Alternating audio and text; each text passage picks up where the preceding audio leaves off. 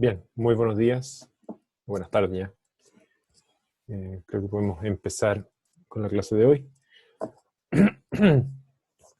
Em, ¿Sí?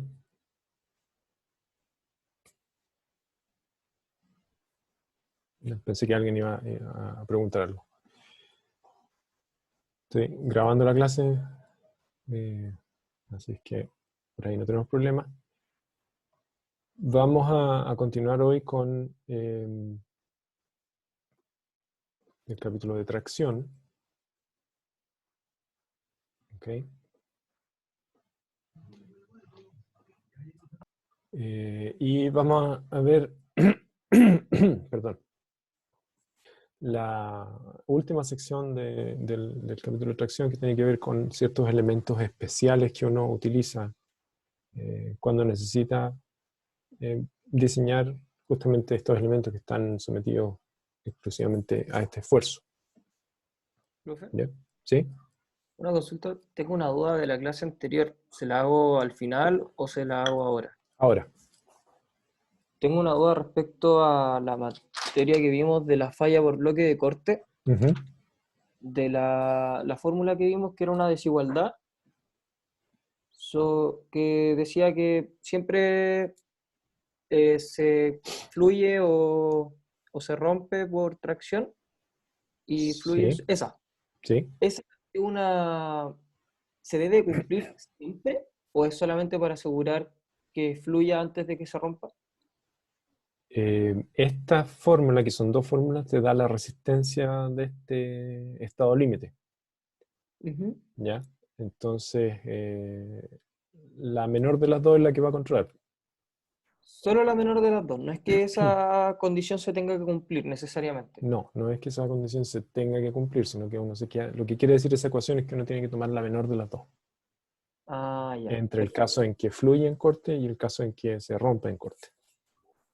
¿Mm? Ya, perfecto. No me había quedado claro eso porque suponiendo en el caso que se rompa, primero, no voy a cumplir nunca esa condición. Eh, En el caso que se rompa en corte y se rompa en tracción. que es la primera parte, eso, Claro. ¿ya? Ahí se cumpliría. Y, eh, claro, claro, claro. Sí. Era el otro caso, en el caso que eso fuera lo mayor. ¿Ya? Que este lado de acá fuera mayor que este. Perdón, que este lado Al fuera mayor que contrario. este. Ya, que Sí. funciona, a ver, matemáticamente a lo mejor no tiene sentido claro, pero la idea es que esta, la forma que está planteado, esta es mi resistencia, pero esa resistencia no puede exceder este valor de acá. ¿Se entiende? Ya. Sí. Sí, Entonces, de sí, esa sí, manera entiendo. funciona que te quedas con el mínimo de los dos, en el fondo. Ya. Y cuando esta es Perfecto. más chica, se cumple, y cuando esta es más grande que esa, entonces no puedo usar esta, sino que tengo que usar esta de acá. Ya. Entiendo. Gracias, Ese es profe. el punto, ¿ya? ¿Alguien más tiene alguna pregunta sobre lo que hemos visto hasta ahora?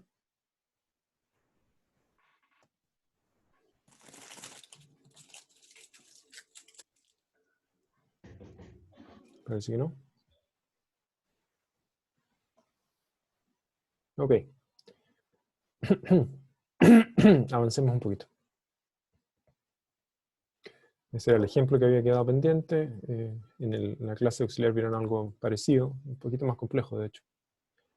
Les decía entonces que vamos a hablar de estos elementos que son ciertos elementos especiales, barras en tracción en principio, luego elementos conectados por pasadores y unos elementos especiales que son como una especie de biela, y que a falta de un mejor nombre le llamé cáncamos aquí.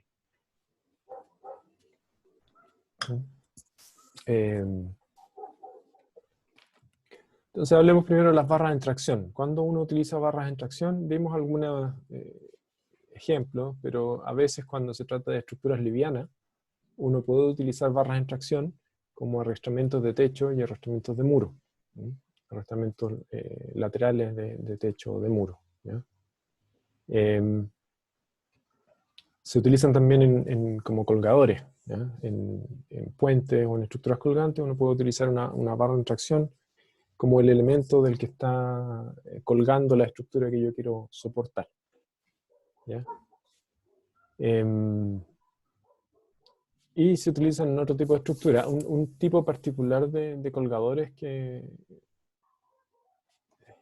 se utilizan es, por ejemplo, cuando yo tengo techo justamente y quiero disminuir la distancia entre soportes laterales de las costaneras, entonces se usan estos elementos que se llaman colgadores también, que van entre las costaneras para justamente, como les decía, disminuir la distancia entre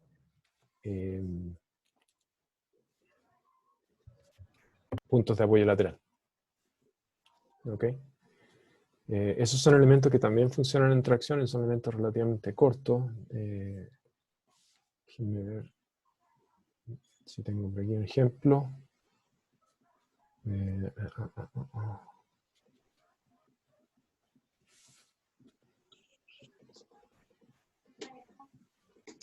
Relativamente disponible aquí.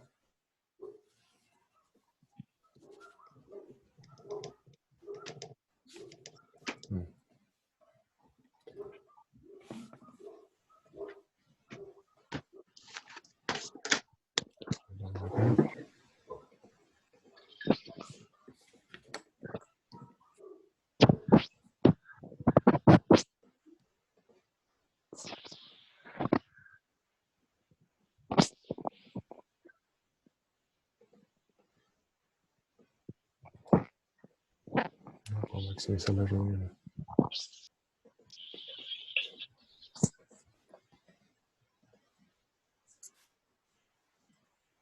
No sé, tengo un problemita aquí técnico con...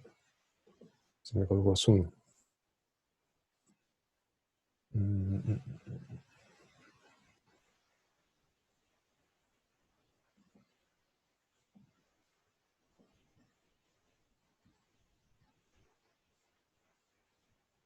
Acá. Estaba mirando la pantalla equivocada.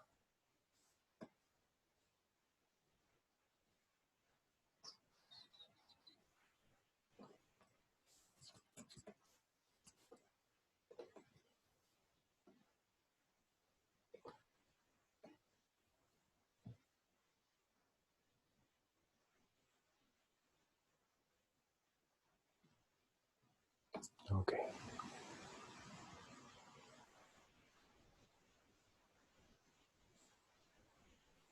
Bien.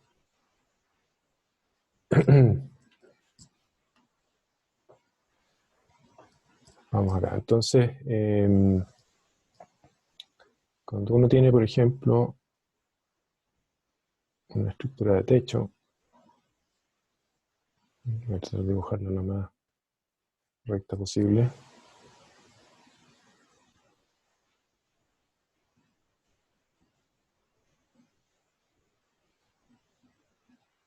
¿Ya? Y tiene las costaneras aquí encima, ¿cierto? Que son habitualmente perfiles.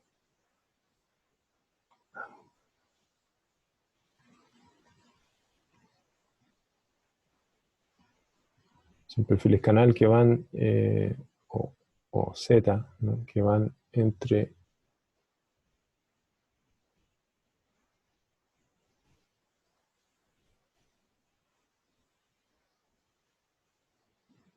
medio un poco chueco, ¿no? La distancia aquí entre estos dos elementos habitualmente es de varios metros, ¿ya? Puede ser 3 metros, por ejemplo. ¿Ya? Y como vamos a ver después en el capítulo de flexión, cuando uno aplica una carga sobre esta canal,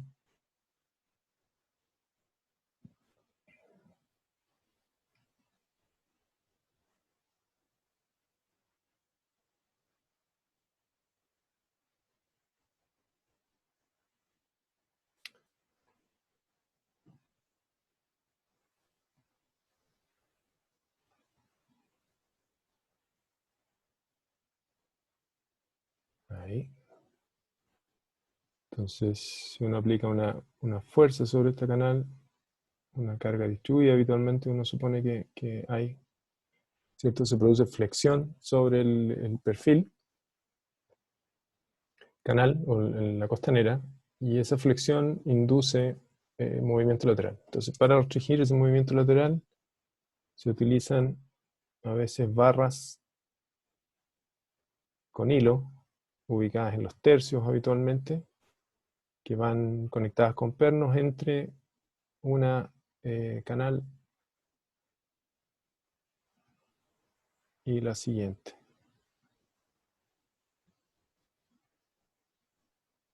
¿Ya? De manera que esas barras que están ahí restringen el movimiento lateral. Estas barras que están ahí, que son barras con hilo, restringen el movimiento lateral de la canal. Esos también se llaman colgadores y también funcionan principalmente en tracción.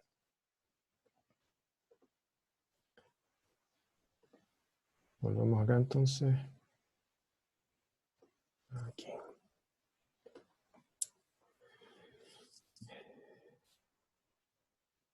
El modo de falla habitual aquí, como son elementos que están sometidos principalmente a tracción, uno verifica la fluencia de la barra, ¿cierto? Pero habitualmente lo que ocurre es que se produce la fractura en el área neta de la barra, ¿ya? Y esa resistencia se calcula con esa expresión de ahí, donde, si ustedes se fijan, el 0,75 está aplicado al FU aquí, y el AB es el área de la barra redonda en la parte lisa, no en la parte donde están los hilos, ¿ya? Entonces, por ejemplo, ahí tenemos, ¿ya? Este es el extremo de la barra con hilo. Tenemos una parte que es lisa y luego habitualmente la forma de fabricar los hilos en los extremos de la barra hace que esta zona tenga un área más pequeña, ¿ya? Entonces AB se refiere al área de la parte sin hilo, la parte gruesa, ¿ya? Y que se calcula con el diámetro nominal de la barra. Lo que hace esta expresión de aquí, en realidad el 0,75 debería estar multiplicando al AB de aquí, porque lo que está haciendo es calcular un área neta efectiva.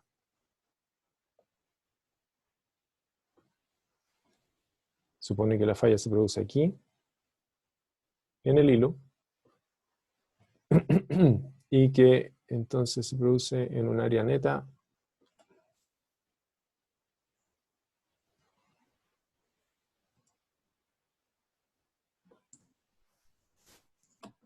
déjenme ahorrar eso.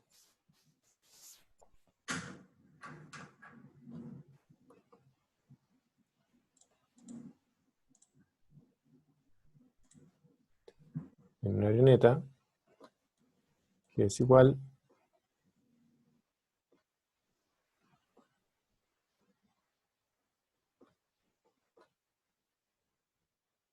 al 0,75 del área bruta.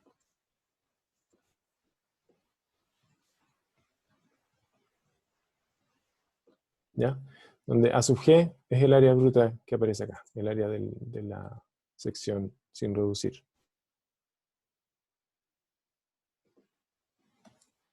¿Bien? Esto es un promedio. Uno puede, el tamaño de los hilos aquí está normalizado. Entonces hay dos series de hilos, lo vamos a hablar más adelante también, pero es bueno mencionarlo aquí. Hay dos series de hilos, los hilos finos y los hilos gruesos, y están normalizados. El tamaño de esos hilos está normalizado de acuerdo al diámetro de la barra. Hay una cierta cantidad de hilos por pulgada o de hilos por centímetro, dependiendo del sistema que uno esté ocupando, que es función del diámetro de la barra. Y por tanto uno podría calcular, hay una fórmula que le permite a uno calcular el área neta aquí, en función del diámetro de la barra y del número de hilos por pulgada o de hilos por centímetro, ¿ya? Sin embargo, ese cálculo no tiene mucho sentido en términos del diseño, porque ahí lo que importa es tener un número suficientemente cerca de lo que uno requiere para tener un diseño seguro. Entonces, para no tener que estar calculando esto para cada tamaño de barra que uno utiliza, lo que se hace o lo que hace la especificación es directamente usar el 0,75 como valor promedio. Entonces, por eso esta resistencia que aparece aquí es una resistencia a la fractura en la área neta, porque es la tensión de rotura o la tensión última del material multiplicada por el área neta, que es 0,75 por el área bruta. ¿Ok? Y a esa resistencia se le aplican los factores de 0,75 y 2, dependiendo si uno está usando factores de carga y resistencia o si está usando resistencia admisible. ¿Ok?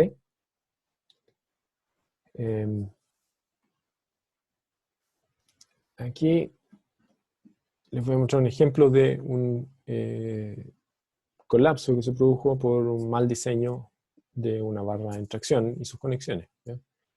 Este es un caso bastante conocido, que es un hotel que se abrió en julio de 1980 en Kansas City, de una cadena bien grande, la Hyatt. El diseño contemplaba el uso de pasarelas colgantes sobre el lobby del hotel, ¿ya? El lobby del hotel era una gran zona abierta y para pasar de un lado al otro, para no tener que dar la vuelta a todo el lobby, había unas pasarelas que permitían pasar desde un lado del edificio al otro, ¿ya? Además, esas pasarelas permitían que la gente se pudiera poner arriba a mirar si había alguna cosa en el lobby, ¿ya? Resultó que había, no me acuerdo qué evento en el lobby, y estaba completamente lleno y las pasarelas se llenaron de gente también. Y casi un año después de que estuviera, o apenas un año después de que estuviera abierto, colapsaron estas pasarelas, se produjeron 114 muertes y hubo más de 200 personas heridas, ¿ya? Ahí está una de las fotos que muestra cómo quedó esto después, ¿no? Si se fijan, después vamos a ver este detalle, pero hay una pasarela que sobrevivió y las que colapsaron son las que estaban acá, ¿sí? Que conectaban el piso 2 para nosotros o el piso 1 en otros lados. Esta sería la planta baja y el piso 1, o bien el piso 2 para nosotros, ¿no? Si este es el piso 1. Y el piso 3, que es el siguiente, este sería el piso 2. ¿Okay?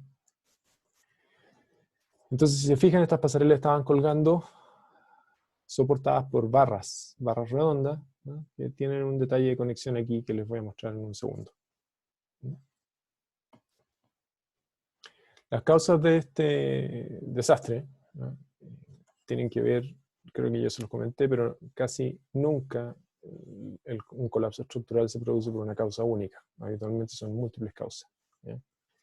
Entonces aquí, dentro de las causas que se puede identificar, uno, cambios en diseño que no se pensaron completamente bien, errores en el diseño también y errores en la revisión de esos cambios propuestos, y errores de fabricación, ¿ya? Eso, lo típico que uno ve cuando hay problemas en estructuras tiene que ver con una mezcla entre errores de diseño y errores de fabricación o errores de montaje, ¿ya? Entonces, aquí tienen los dos detalles. El detalle original, que está aquí, ¿sí?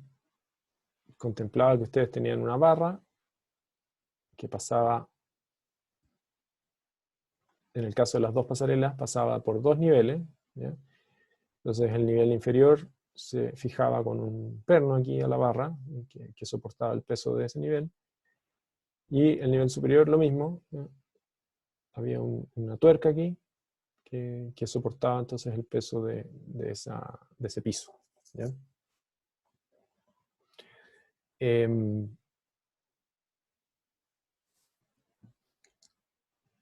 Por un tema constructivo, fue necesario modificar este diseño original y pasar al diseño que está aquí al medio, ¿ya?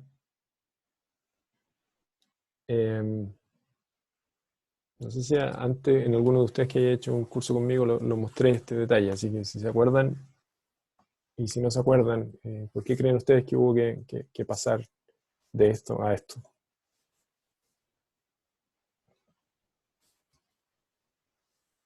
Por el largo de las barras. ¿Ya? ¿Qué pasaba con el largo de las barras?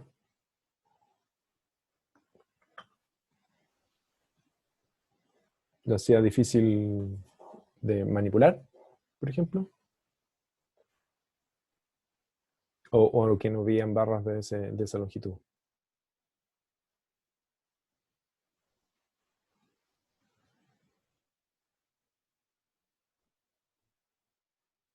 Sí, creo que no habían barras de esa longitud, pero no me acuerdo bien. Ya. sea, puede haber sido parte de los problemas, porque habitualmente esto viene en largos de 12 metros, entonces tal vez habría quedado muy justa si piensas que son pisos de, no sé, 4 metros de altura a lo mejor, 3 pisos, y tenía que esto a lo menos pasar 3 pisos, ya no habían barras de ese largo. Había otro problema también, si no se acuerdan, y es que salvo que yo tuviera hilo en toda la barra, no tenía cómo poner una tuerca aquí, ¿ya? Y incluso si ponía una barra con hilo, ¿ya? Que después la habría tenido que recubrir porque no puedo dejar las barras descubiertas aquí porque alguien se agarra de la barra y se corta las manos, ¿ya? Los hilos son bastante finos. Pero supongamos que de alguna forma yo podría haber tenido una barra completamente hilada, o sea, con hilo, ¿ya? Habría tenido que poner este nivel, ¿ya? Que sería el cuarto piso en este caso, soportarlo de alguna forma y luego empezar a girar la tuerca, esa tuerca de ahí, empezar a girarla desde el extremo de la barra hasta llegar a la parte donde estaba el piso siendo soportado, la pasarela que estaba siendo soportada, ¿no? Si ustedes alguna vez han apretado una tuerca, se imaginarán cuánto tiempo tomaría hacer eso y mientras tanto tenía que estar la pasarela soportada temporalmente. ¿Ok? Entonces había problemas de montaje, problemas de suministro de elementos que cumplieran esas características, y problemas prácticos, como les decía, de que uno no podía tener una barra completamente hilada porque si no la protegía, alguien que se tomara de la barra se iba a cortar las manos, ¿eh? Y eso es inevitable, ¿eh? Si uno tiene una barra colgando ahí al alcance de la gente, alguien más de una vez se va a agarrar de la barra. Entonces se pasó del detalle de una barra a 2 barras, de manera que este nivel, el nivel superior, el cuarto nivel de la pasarela, estaba soportado por una barra y luego salía otra barra desde ese nivel que soportaba la pasarela del segundo nivel, el segundo piso, ¿ya? Entonces de esa manera uno podía instalar esto, poner la tuerca sin mucha demora, y una vez que estuviera eso instalado podía colgar entonces el otro nivel desde ahí, ¿ya?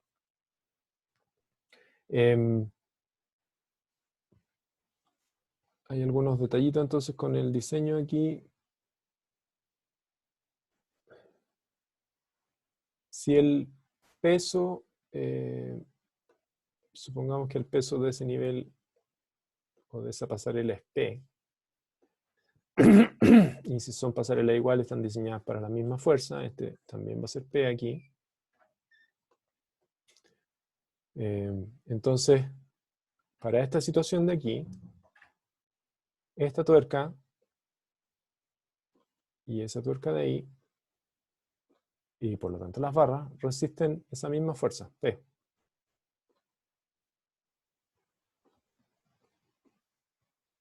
Entonces yo tengo que diseñar mi barra, o mi conexión de la tuerca ahí, para que resista, en el caso de esta, el valor de P. Y aquí voy a tener que diseñar mi barra para que resista 2P, obviamente, porque voy a tener el P que viene desde acá y el P que viene de acá. Pero la conexión de aquí no necesito diseñarla para 2P porque esa conexión que resiste eso solamente tiene que resistir esa carga de ahí, ¿ya? En esta situación de acá tengo el peso P, ¿cierto?, de esa pasarela. Tengo el peso P de esa pasarela de ahí. Y entonces de nuevo, esa tuerca de ahí, esa conexión, la tengo que diseñar para esa fuerza. Esa fuerza se traspasa como una tracción en la barra.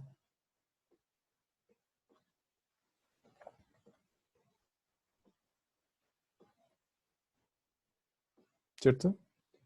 Y por tanto, esta tuerca de ahí la tengo que diseñar de nuevo para esa fuerza P. Pero esta tuerca de aquí, ahora necesito diseñarla, o ese detalle de conexión, para el doble de la fuerza.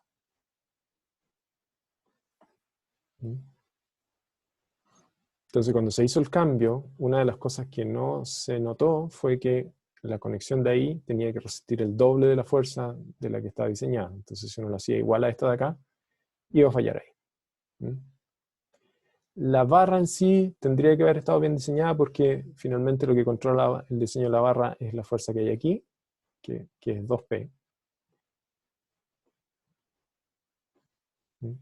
Y aquí también la fuerza es 2P.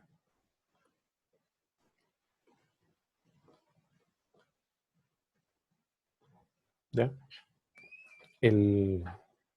Entonces, el tamaño de la barra debería haber estado dominado por esta fuerza, no debería haber tenido problemas, pero el detalle de conexión de la pasarela con la barra cambiaba, ¿ya? Porque aquí yo tenía que usar una fuerza P y acá tenía que usar una fuerza del doble.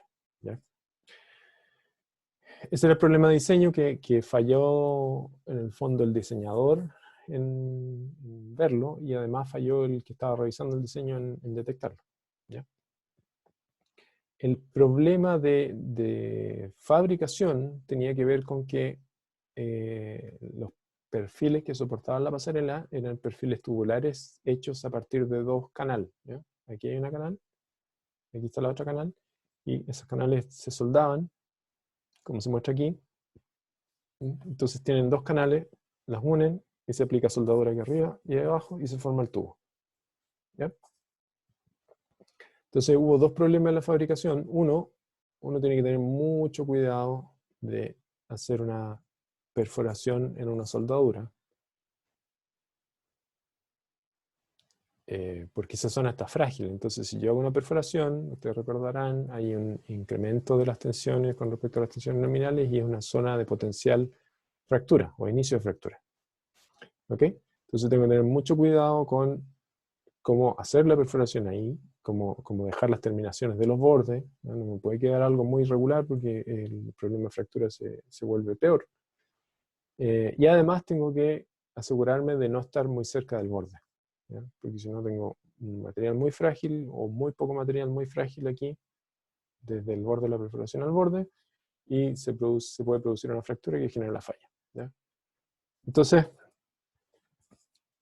justamente todo eso se sumó para que, y aquí se ve mejor, ¿cierto? Aquí está la pasarela, o estaba la pasarela del cuarto piso, la pasarela del segundo piso, y aquí se ven las barras que quedaron ahí, ¿no? Colgando, muchas con la golilla o la arandela ahí incluso y la tuerca, ¿no? Eso es como un detalle de la punta de esta barra o de alguna de estas. ¿Ya? Y todo lo que estaba debajo colapsó y cayó al suelo. ¿Ya?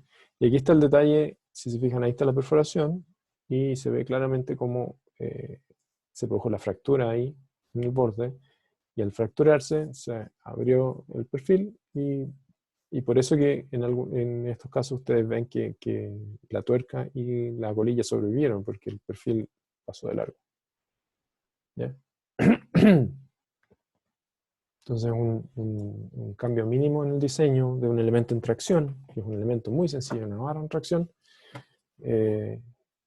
al no estar bien pensado genera un desastre y una pérdida de vidas humanas, eh, gente herida, y ya como segunda daría una pérdida de negocio para el hotel, ¿cierto? Que no se pudo ocupar, hubo que rehabilitarlo. Entonces, una serie de consecuencias negativas, ¿no? Partiendo, como les digo, por la pérdida de vidas humanas, que es algo que nunca se nos puede olvidar, que nosotros en general estamos diseñando estructuras donde va a haber gente. Eh, Incluso en estructuras industriales donde a veces hay muy poca circulación, no se puede olvidar que ahí eventualmente va a haber alguien haciendo mantención o inspeccionando, y que una falla podría generar que esa persona sufra daño o eventualmente la muerte. ¿Ok? Entonces, bien importante aquí en las barras de tracción, uno, la fluencia habitualmente no controla, generalmente la falla se produce por fractura, la fractura se calcula en esta zona de aquí, donde se produce el hilo, donde se genera el hilo. Y hay que tener mucho cuidado con los detalles de conexión de estos elementos porque es una conexión muy poco redundante, si ustedes quieren. Está basada habitualmente en una golilla y una tuerca. No hay mucho más que eso. Entonces, si uno ve que va a tener fuerzas muy grandes, se pueden usar otras placas de refuerzo en lugar de una bolilla, una placa más gruesa, por ejemplo. Y tener cuidado las perforaciones, dónde uno las hace, cómo las hace, tratar de evitar al máximo la generación de problemas de fractura o la inducción de problemas de fractura. ¿Bien?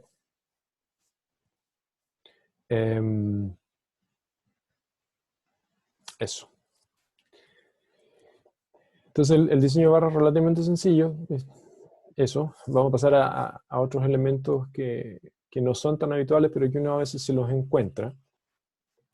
Y que les decía, los vamos a llamar elementos conectados por pasadores y una especie de bielas que le llamamos cáncamos aquí.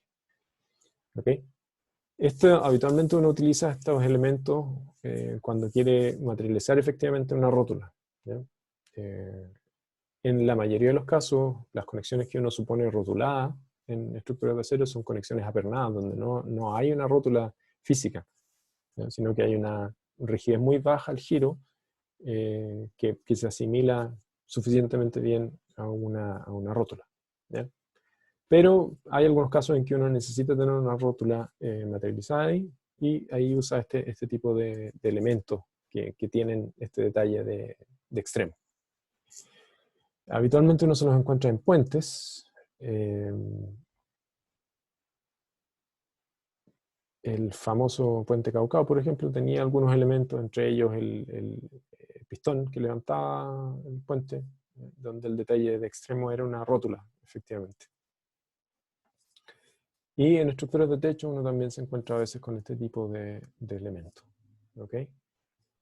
Existen otro tipo de estructuras, ¿ya? Y que les voy a mostrar un ejemplo ahora, en un minuto. Y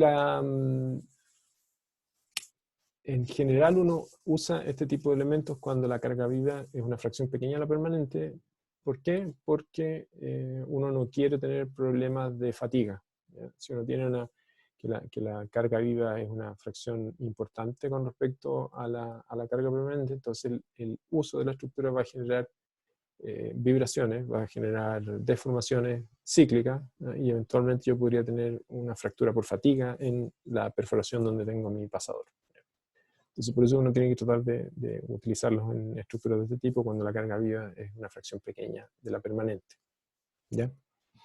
Entonces les decía, les voy a mostrar otra aplicación.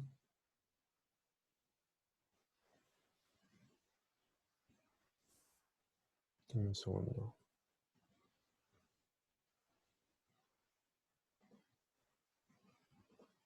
Aquí está.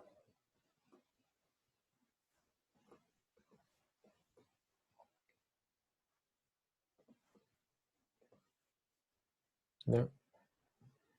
Esta es una riestra de pandeo restringido. Este es uno de los fabricantes que existen en el mundo para las riestras de pandeo restringido. Las riestras de pandeo restringido son diagonales que en compresión no se pandean.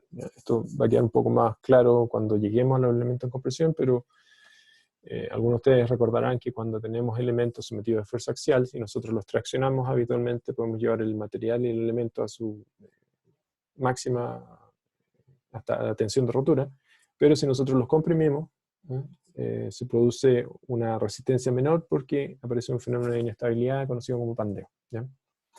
Este tipo de diagonales entonces están construidas de manera que el pandeo no se produce y la resistencia a la tracción y a la compresión son muy parecidas, ¿ya? Incluso la resistencia a la compresión es un poquito mayor.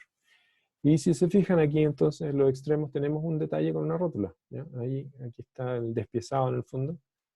Esta parte de arriba y de abajo son las que hacen la restricción del pandeo. El elemento que está siendo traccionado o comprimido es esa barra plana que está ahí, en rojo. Y están estos elementos de conexión, que acá están, como se instalan ahí, y aquí están el despiezado nuevamente, que van soldados al elemento que está siendo traccionado o comprimido y que se conectan a través de un pasador a la estructura. ¿Ok? Entonces yo necesito diseñar esta parte del elemento, porque esto ya es parte del elemento estructural, ¿sí? de manera que pueda resistir el esfuerzo de tracción o compresión que le estoy aplicando. ¿Ya? Lo que les mencionaba, habitualmente las conexiones rotuladas se ven más bien como esto, ¿no? Son elementos que tienen perforaciones para pernos, de manera que van apernados al resto de la estructura, y con la gracia de que no generan una rigidez muy alta, entonces por eso no los puede idealizar como una rótula, ¿no? Y son más fáciles de hacer. Pero, como les decía, en el caso de elementos que yo necesito materializar una rótula, entonces tengo que diseñar este detalle de aquí de manera que sea capaz de resistir la fuerza que está siendo aplicada, ¿ya? Que en este caso, para estos elementos, se diseñan para la fuerza máxima que se puede obtener en el núcleo del elemento que está siendo traccionado o comprimido. ¿Ok?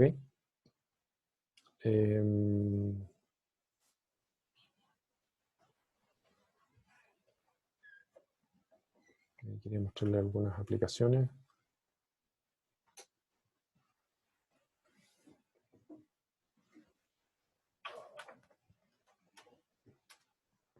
Un poco lento mi internet, así que un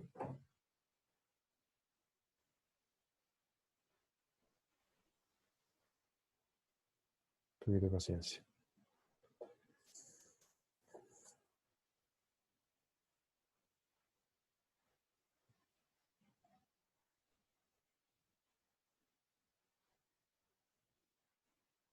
Aquí está un poco la referencia a un edificio de fines comerciales que tiene estas diagonales con pendero restringido en el interior y el exterior expuestas. Tiene dos tipos de detalle de unión, el rotulado que aparece aquí y el soldado.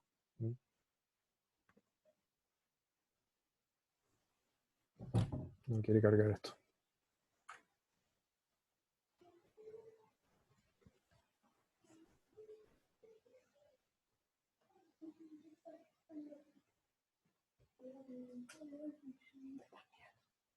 Ya, ahora pasa.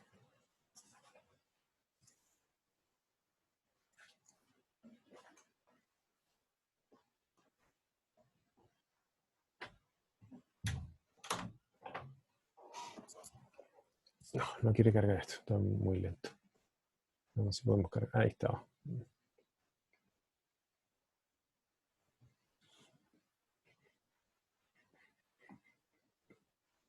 Ahí está, entonces este es el edificio comercial. Como ven ustedes, tiene 1, 2, 3, 4, 5, 6 niveles. Habitualmente este tipo de elementos se disponen en esta configuración de X de 2 niveles, porque uno no puede hacer una conexión intermedia, no los puede interrumpir, ¿ya? Entonces se pone un BRB de aquí hasta aquí, y luego en el otro nivel el siguiente, y se hace la intersección en el medio.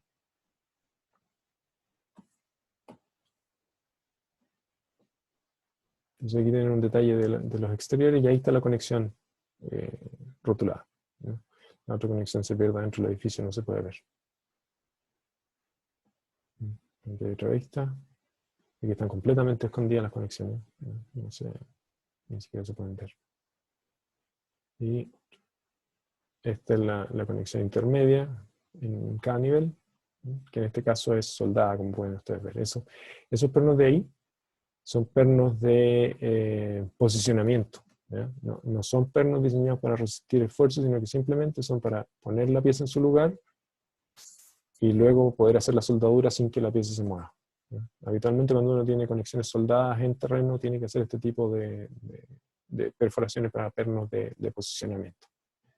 Entonces la conexión aquí, en este caso, es soldada, pero como veíamos en el otro caso, aquí hay un detalle mientras estaba siendo construida, en la parte superior.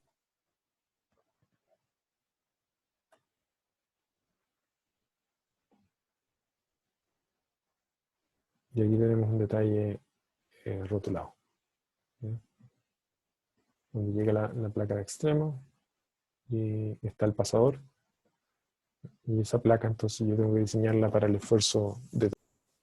se interrumpió la clase. ¿Hasta dónde llegaron? ¿Alguien me puede indicar hasta dónde se cortó? ¿En qué momento? Profe, se estaba escuchando muy pegado el último minuto. ¿Se está escuchando mal? Sí. Ya. A ver, veamos.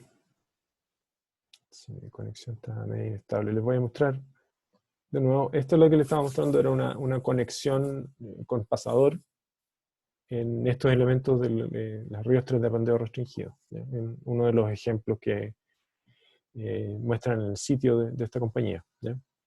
Entonces, aquí tenemos estas placas que son parte del elemento y que yo las tengo que diseñar para la tracción o la compresión que tiene que sufrir. ¿Ya? Y lo otro que les había mostrado era el detalle soldado aquí, y donde les mencionaba que estos pernos de ahí no están para proveer resistencia a esta conexión a tracción y compresión, sino que simplemente para poder ubicar la pieza. Son pernos de posicionamiento, pernos de montaje, que son para ubicar la pieza y luego poder hacer la soldadura en terreno. ¿Ya? Pero no aportan a la resistencia.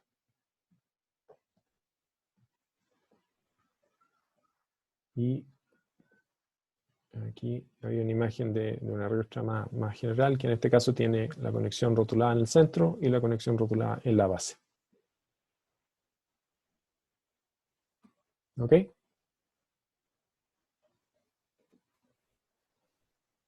Entonces ahora volvemos a la presentación.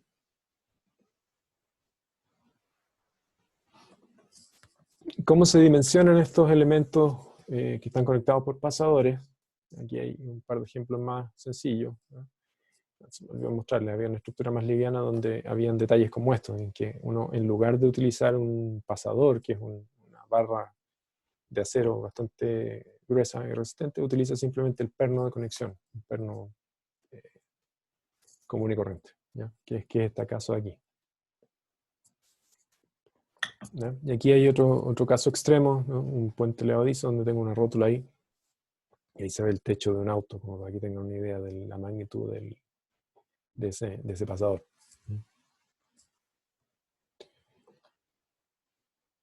Bien.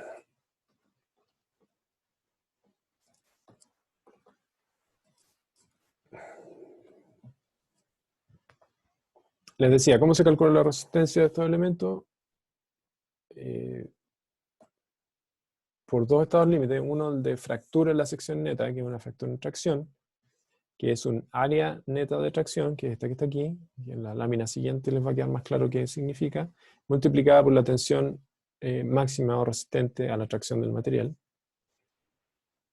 Y el otro es por una fractura de la sección neta en corte, que se calcula como un área de corte, que es ASF, que está aquí, multiplicada por la tensión máxima resistente al corte, que es 0,6, la resistencia máxima a la tracción.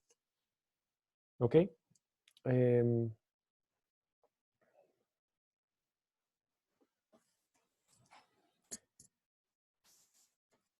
Y el otro estado límite que uno tiene que verificar aquí, tal como lo hicimos en el caso de las conexiones apernadas, ¿cierto? Cuando había perforaciones, es el aplastamiento de la perforación, que es una resistencia al aplastamiento, que es 1,8 veces la tensión de fluencia, multiplicada por un área proyectada de aplastamiento. Recordarán ustedes que ya habíamos mostrado esta ecuación antes, el área proyectada de aplastamiento es básicamente el diámetro de la perforación multiplicado por el espesor de la plancha que uno esté considerando. ¿Ya? Lo que no dije antes era que este valor de aquí, 1,8 FI, viene de estudios que indican que para ese nivel de tensiones la deformación de la perforación excedió un cierto límite, excedió un cierto valor. Entonces ahí se fija ese límite de aplastamiento. No es un límite de resistencia propiamente tal, sino más bien un límite de deformación o ovalización de la perforación. Profe, ¿qué era el EFF? El ASF.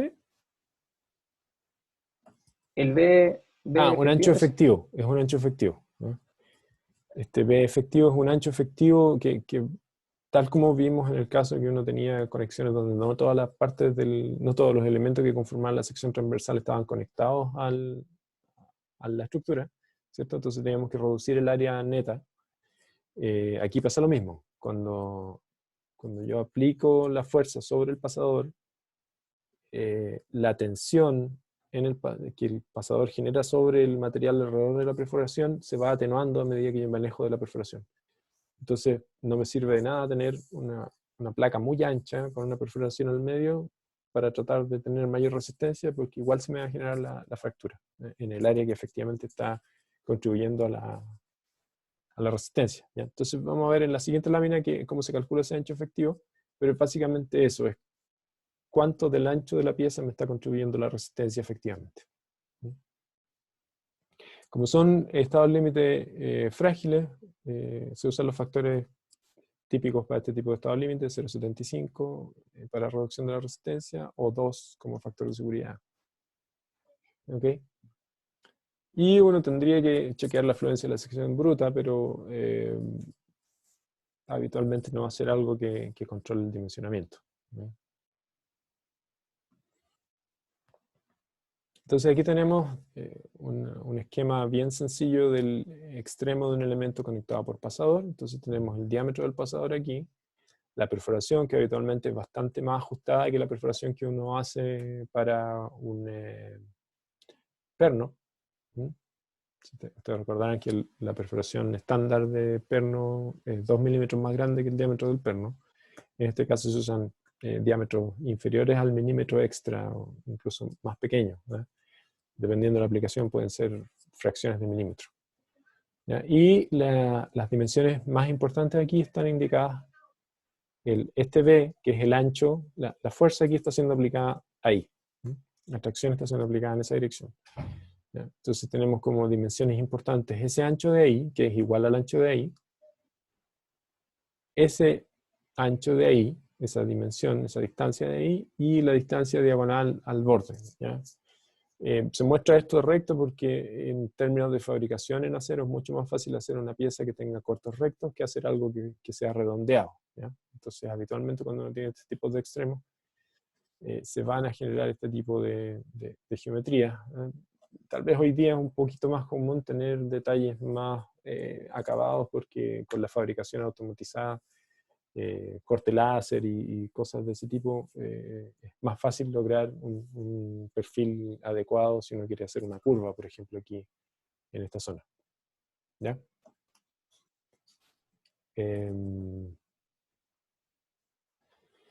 Entonces, aquí para el diseño de estos elementos hay disposiciones disposiciones que ustedes tienen que calcular, que son las 3 estados límite que aparecían antes, y además hay disposiciones prescriptivas, que significa que son disposiciones en que ustedes se les ponen límites dimensionales que ustedes tienen que cumplir para evitar la ocurrencia de ciertos límites de estados límite, ¿ya? Un ejemplo de disposiciones prescriptivas, por ejemplo, está en la Ordenanza General de Urbanismo y Construcciones, donde uno tiene la opción de, para viviendas de albañilería exclusivamente, creo que en madera también está el caso, pero en viviendas de albañilería uno puede hacer el cálculo estructural siguiendo las normas, usando la resistencia del ladrillo, el mortero, si es albañilería confinada, la resistencia del hormigón de los pilares y cadenas. Si es albañilería armada, entonces la resistencia del acero de refuerzo del paño de albañilería. O bien se puede ir por el lado del método prescriptivo, que les dice que uno tiene que usar pilares de 20 por 20, por ejemplo, con una cierta cantidad de envergadura mínima, que esos no pueden estar espaciados más allá de 3 metros, ¿sí? Que uno tiene que poner un pilar en cada abertura, aberturas de ventanas, aberturas de puertas, tienen que tener un pilar en los extremos. Y si uno sigue todas esas recomendaciones, no tiene que calcular nada. El sistema o el diseño está validado y es aceptable desde el punto de vista del permiso de construcción, ¿sí? Entonces, esos son el tipo de disposiciones prescriptivas que se usan a veces, que es limitaciones geométricas que basado en la experiencia existente me genera un diseño que es adecuado, ¿ya? Entonces, lo que ocurre aquí es una mezcla de esas dos cosas. Tenemos disposiciones en que ustedes van a tener que calcular resistencia y otras en que van a tener que cumplir con una cierta geometría, ¿ya? El ancho efectivo, entonces lo que les decía, si yo tengo una fuerza T aplicada aquí, y supongamos que tengo algo muy delgado a ambos lados, este B es igual a ese B, uno podría sentirse tentado a utilizar una placa más ancha aquí. De manera que si no tengo resistencia suficiente, bueno, hago la plancha más ancha dentro de las limitaciones que tengo para conectarme con el resto de los elementos, y con eso tendría más resistencia, ¿ya? Pero el asunto, como les decía, es que ya vimos, si recuerdan ustedes, la lámina cuando hablamos de las distribuciones de tensiones en este plano, cuando uno aplicaba una fuerza, ¿cierto? Había aquí un máximo de tensiones que se iba degradando hacia afuera, ¿ya? Alejándose de la perforación. Entonces, eventualmente, por más área que yo agregue hacia allá, la resistencia extra que voy a tener va a ser despreciable, porque va a estar a un nivel de tensiones muy pequeño, que no me va a aportar nada. Entonces, por eso hay que calcular el ancho efectivo y no usar directamente este B que está aquí, ¿ya? Y ese ancho efectivo está relacionado con el espesor de la pieza, 2 veces el espesor, más un poquito extra que son esos 16 milímetros. Entonces, si yo quiero calcular el área resistente a la fractura en tracción aquí, voy a tener un B efectivo acá y otro B efectivo acá, o sea, 2 B efectivos, multiplicado por el espesor de la plancha, que es T, y eso lo multiplico por la resistencia del material, ¿ya? Y eso es lo que está aquí. 2B efectivo multiplicado por T y por el FU. ¿Ok? Entonces de ahí sale el 2DI.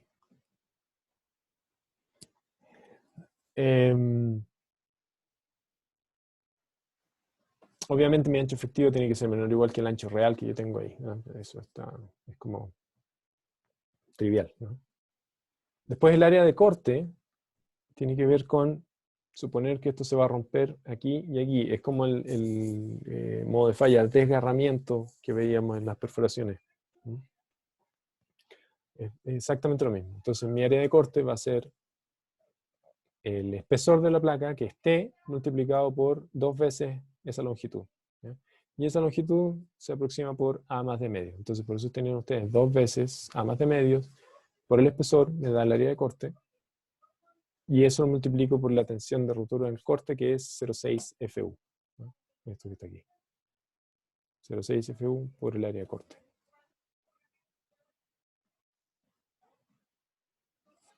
¿Ok? Entonces esas son las que ustedes tienen que calcular, y después vienen las prescriptivas. Ustedes tienen que lograr que el ancho efectivo sea a lo menos 3/4 del valor de A. A lo más 3/4 del valor de A. En otras palabras, que esta dimensión de aquí sea mayor o igual que 4/3 del ancho efectivo. ¿Para qué es eso? Si uno tuviera algo muy delgado aquí, si ese A fuera muy pequeño, entonces antes de que se produjera la fractura de tracción por acá, se generaría una grieta aquí en la dirección de la carga, porque cuando se aplica la compresión en esta dirección, en la dirección perpendicular se produce tracción, ¿no? Uno puede tender a separar la pieza, simplemente por el contacto de aquí, y si esto es muy delgado, entonces se puede generar una fractura aquí, ¿no?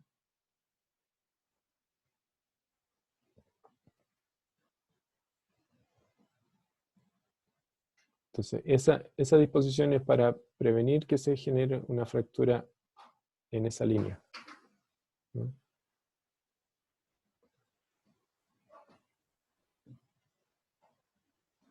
¿Ya? Pero no les pide calcular nada, sino que simplemente les impone ese límite dimensional.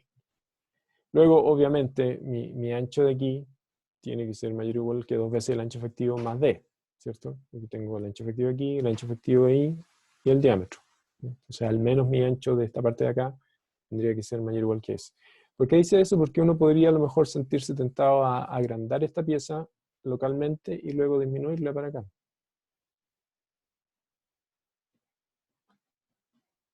¿Ya? Pero eso no está permitido, uno tiene que usar el ancho completo. Al menos el ancho efectivo, ¿ya?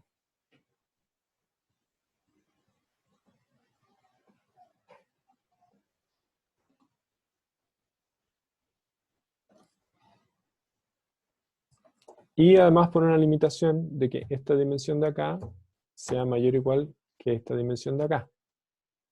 ¿Ok? ¿Eso para qué? Ahora, para evitar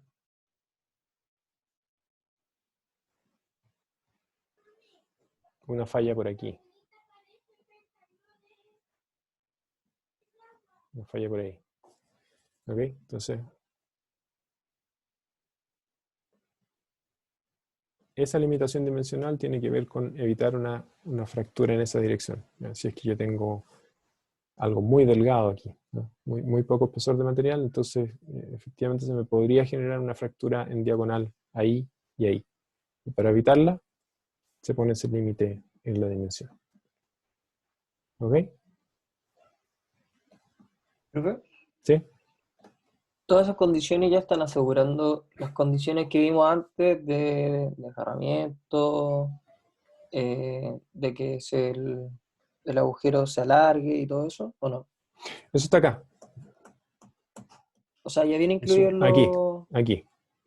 Ya, Esto que está aquí, déjame cambiar el puntero. Esta expresión de acá y no, perdón. Esta es la de tracción y esta es la fractura en corte, que es el desgarramiento de la perforación, sería en ese caso. Y el aplastamiento, que es la deformación de la perforación, sería esto. ¿Sí? Entonces tú ya, no tienes sí. que volver a las disposiciones que vimos antes para perforaciones, porque esas perforaciones son, perdón, esas disposiciones son para perforaciones de perno. ¿Ya? En el caso pasadores, en el fondo los estados límite que habíamos visto ahí de desgarramiento de la placa y de deformación están cubiertos por este estado límite de acá, el desgarramiento, y este estado límite de acá es la deformación de la perforación. Perfecto, gracias.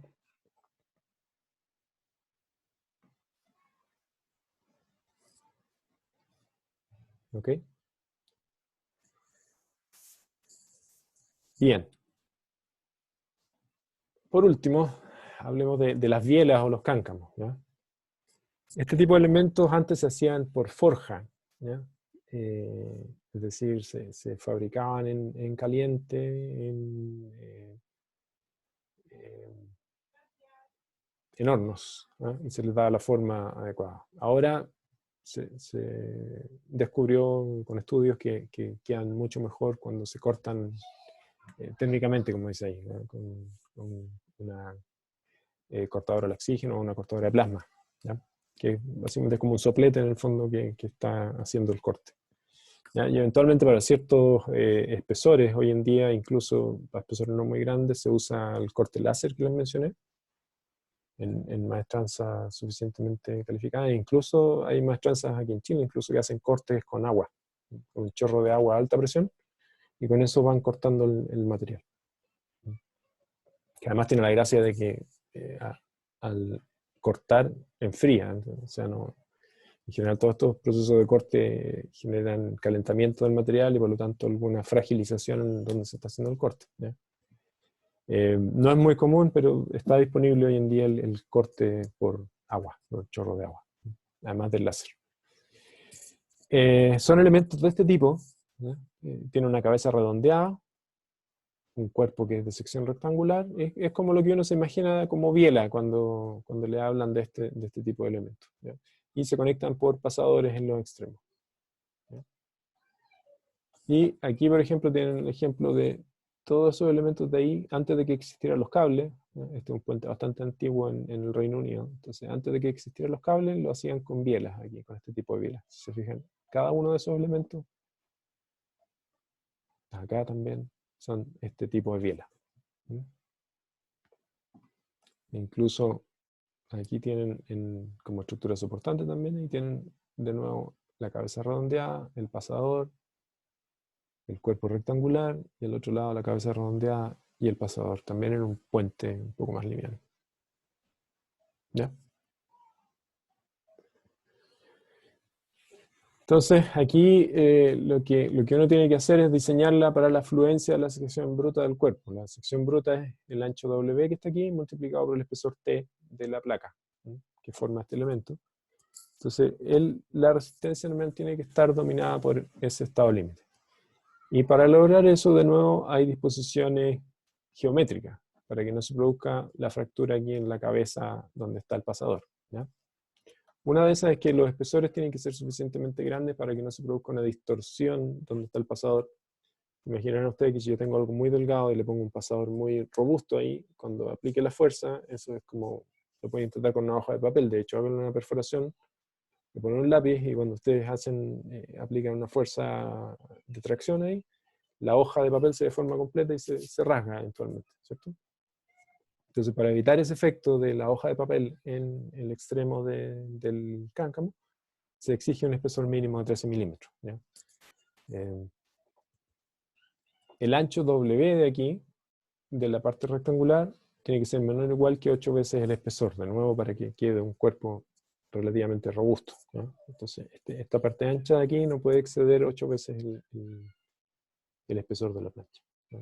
No, tiene una razón de aspecto de 8:1. La dimensión D, que es el diámetro de la perforación, perdón, el diámetro del pasador, tiene que ser mayor o igual que 7/8 de este ancho de acá. ¿Ya?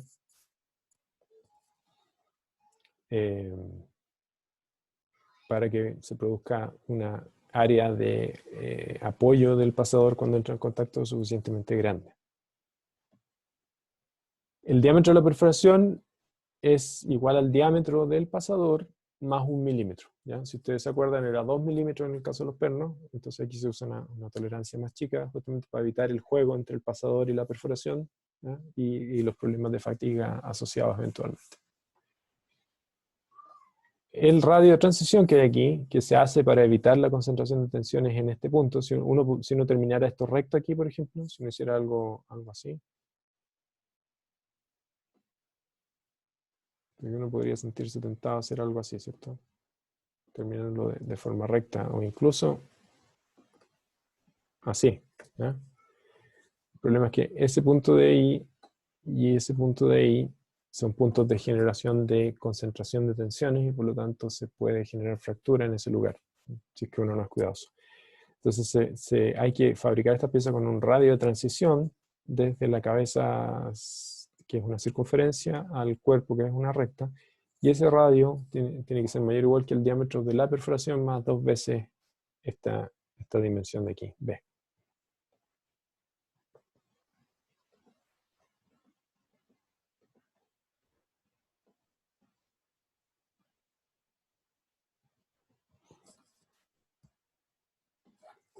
Y finalmente el ancho o la dimensión B que hay aquí no puede ser menor que 2/3 de este ancho, y para efectos del cálculo no se utiliza un valor mayor que 3/4. ¿Ya?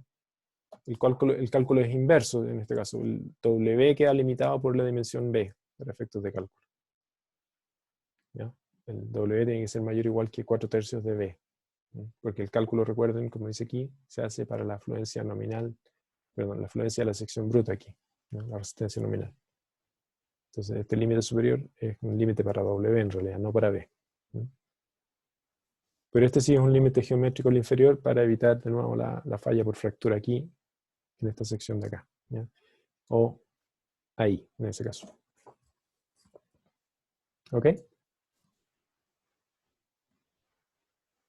¿Alguna pregunta?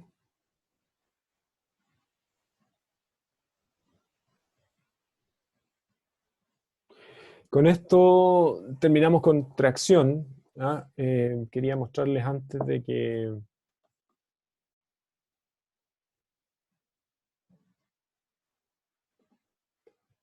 terminar un video que me había quedado pendiente, ¿ah? Y que aquí se puede ver mejor, ya que cada uno lo está viendo en su computador, va a tener mejor audio. ¿Ya? Y que tiene que ver con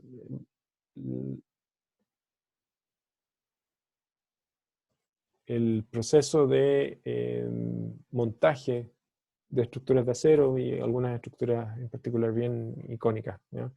Y cuáles son las ventajas de este material desde ese punto de vista. Les va a sonar un poquito promocional, pero igual hay detalles interesantes ahí dentro de lo que muestran. Así que los voy a dejar aquí funcionando.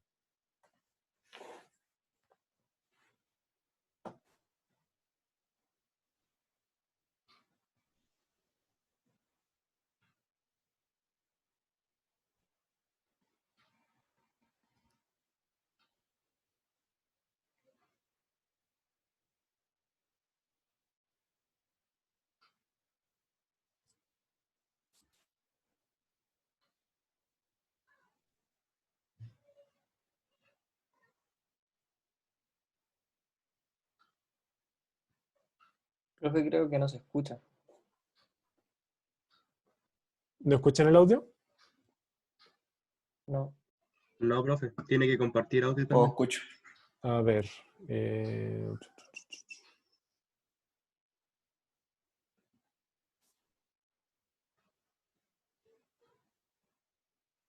Aquí está.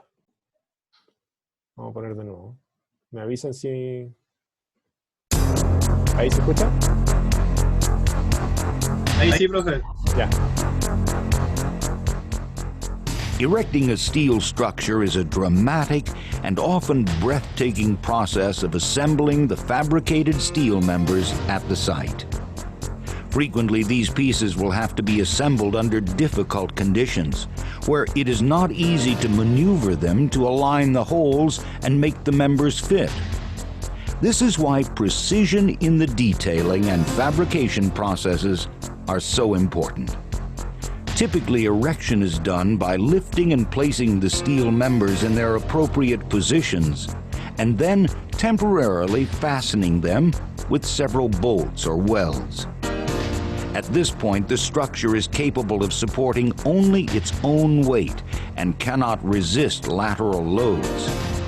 It must be temporarily braced so that it will not fall over during construction. When a worker receives a member for erection, he lines up the holes by running a pin through them. Then he puts in several bolts and temporarily tightens them with his wrench. During this process, the crane operator plays a very important role. It's his job to deliver the steel to the exact location, often without being able to see it. At those times, he must rely on hand signals or radio. When a section of the structure has been assembled, workers will permanently fasten the members with additional bolts and welds. The special wrench that these workers are using will stop automatically when the required torque is achieved, ensuring that the connections are strong. Erection of structural steel has always been challenging. Many times workers have to assemble very heavy pieces at tremendous heights, with several pounds of equipment and supplies hanging from them. They may have to walk on steel beams hundreds of feet up in the air. But the industry keeps a strict eye on safety, and safety requirements require workers to wear fall protection harnesses that help make erecting structural steel safe. The challenges of erecting steel structures aren't limited to safety issues only. Special conditions can require new and innovative techniques. For example, when extremely tall structures are being built, it may be impossible to find cranes that can reach the top of the structure from the ground. In such cases, self-lifting cranes may be used that can lift themselves as the construction proceeds. In the case of the CN Tower in Toronto, the tallest freestanding structure in the world, a mast had to be put in place over 1,500 feet in the air. Lifting and erecting this heavy steel structure safely and accurately at such a high altitude in Toronto's cold winter was a tough problem. The solution was a helicopter. After several practices on the ground where pieces of the structure were pre-assembled, a special helicopter was used to lift and assemble the mast. This solution saved over 6 months of construction time. In some cases, conditions don't allow much room for maneuvering. To construct the frame of the revolving restaurant at the top of the Space Needle in Seattle, the structure was assembled on the ground to make sure everything would fit before it was lifted and permanently assembled. Regardless of the type of structure, steel offers builders many advantages. Steel offers economy, durability, design flexibility, and simplicity. Steel can also be constructed very rapidly in all weather, and it allows structural changes and easy field repair. In addition, to protect the environment and save energy, steel is 100% recyclable. production, detailing, fabrication, and erection. Those are the primary elements in building steel-based structures. Whether those structures are magnificent high-rise buildings or dramatically beautiful bridges, experts are required in every phase of the process. Experts who can turn scrap metal into high-quality steel. Experts who can perform the complicated detailing that will transform an engineer's drawings into the specific requirements for each beam, column, and bolt. Then there are the experts in the fabrication shop who can transform raw material into fabricated structural steel. And the experts at the construction site who can erect the steel frames that form the core strength of buildings and bridges. These skilled people are all part of the team that share the excitement of building the miracles of the modern age.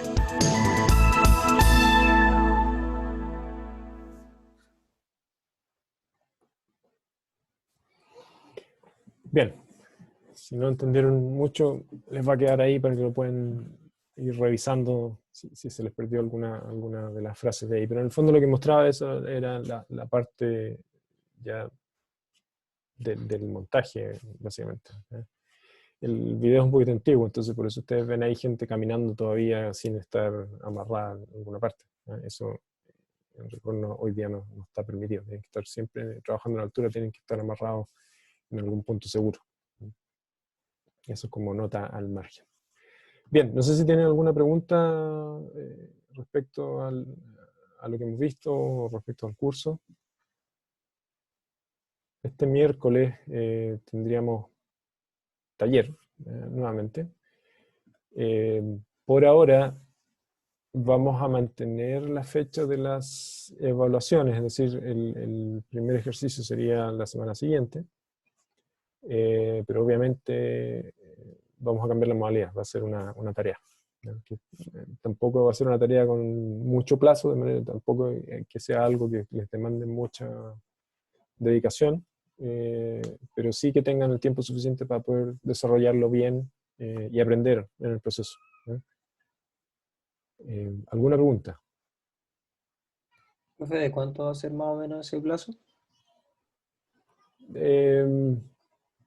Días, digamos. No va a ser una semana completa probablemente, pero sí les voy a dar un par de días, una cosa así. Pero como les digo, la idea no es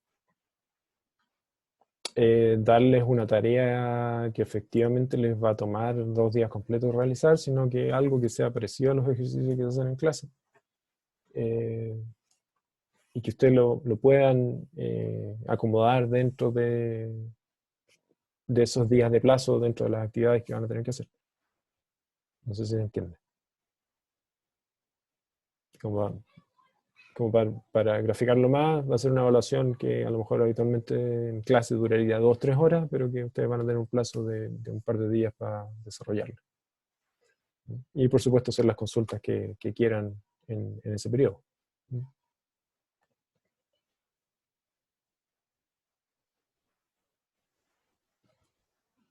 Bien. ¿Alguna otra duda o pregunta?